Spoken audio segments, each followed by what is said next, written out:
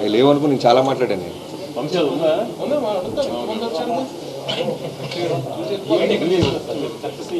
వంశీ గారు ఈవెంట్ ఎక్కడ చేస్తున్నాం మనం? అనంతపురే. మొన్న ఫ్యాన్స్ కానీ అందరూ బాగా ప్రిపేర్ అయి ఉన్నారు. మొన్న అనుకోకుండా క్యాన్సిల్ చేసాం కదా, సో ఈ వీక్లో అనంతపూర్లోనే ప్లాన్ చేస్తాం సక్సెస్.